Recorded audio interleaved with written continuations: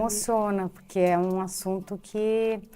Latente neste momento, né? Muito, vive-se muito intensamente, né? Acho que a gente sabe bem e fala-se pouco.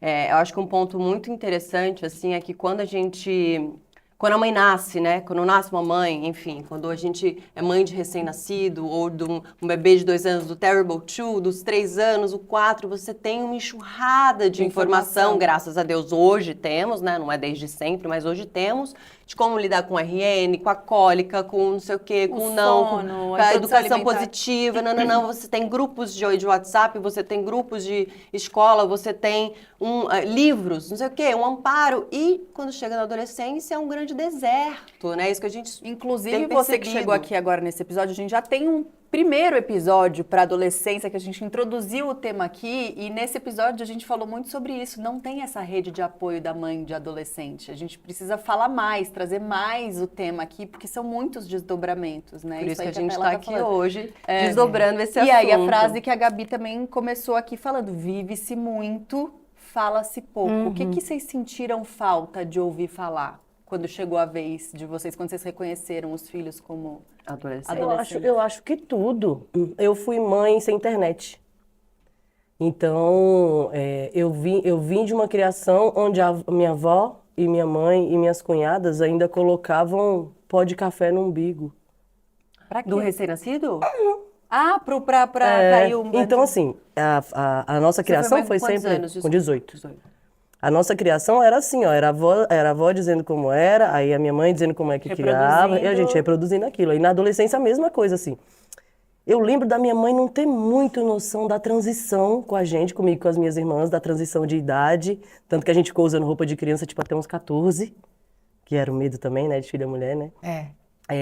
Mas essa orientação mesmo, essa troca de ideia, você tá ficando mocinha, não tem igual tem hoje. Hoje tem aplicativo que ensina uma menina, né? A mãe não precisa saber tudo, a mãe pode levar numa ginecologista e ensinar quando a filha tá ficando adolescente, mas na minha época não tinha isso. Na verdade era muito tabu. Então, pra mim, quando as minhas começaram a ficar adolescente, eu busquei muito na memória, muita coisa, assim. Minha sorte e a sorte delas é que eu fui mãe jovem, então eu ainda tinha muita lembrança da minha adolescência. E aí eu reconhecia os movimentos, entendeu?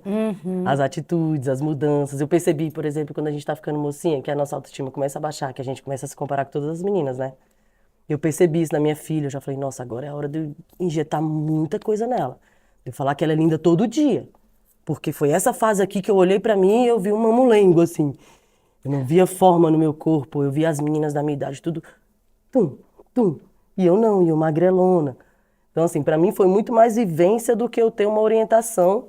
E aí, com elas, foi isso. Eu peguei todas as minhas vivências e transformei em educação pra elas. Mas uma orientação, nunca tive. Nunca. Eu acho que existe esse conflito mesmo de geração, né? Então, a minha mãe nem se fala, é uma geração onde a educação era o que era, né? Uma pessoa que trabalhava muito, muito, muito, muito. Então, tem sempre o lado que você fala, poxa, queria minha mãe mais perto, mas também tem um outro lado que é assim que é. E vamos que vamos, você vai criando a sua própria autonomia, não tem outro jeito, né? Numa fase absolutamente analógica, onde o negócio era encontro com as amigas, as brincadeiras, enfim, aquela educação caseira. De repente, eu sou mãe aos 32 anos e o que eu vejo hoje é que, assim, eu tenho muita dificuldade em me adaptar, porque eu sou também dessa geração que ainda não tinha rede social, imagina, né? Eu fui me dar conta dessa questão quando a minha filha começou a mergulhar nesse universo das redes sociais e eu falei, gente, peraí, como é que eu vou lidar com isso aqui? A minha mãe entende menos ainda, ou seja, falta digamos, esse apoio, né, que existia antigamente. Então, a sua avó que falava para sua mãe. Sim. Essa Vai coisa... por aqui, tenta isso aqui, com as grandes Era tão dificuldades. simples, né? Hoje eu acho que tem uma questão geracional muito complexa. Sim. Porque eu não tenho também, eu não consigo ter esse apoio das gerações anteriores a mim. Porque elas entendem menos ainda. Eu já tô aqui tentando, tô na luta. E muitas vezes cobram a gente, né? É. Olha ela enchendo o saco com isso. Isso aqui é bobagem. A gente já falou ou muito então, isso aqui. assim, sabe, que educação é essa que você está dando para sua filha? Esse Sim. nível de cobrança.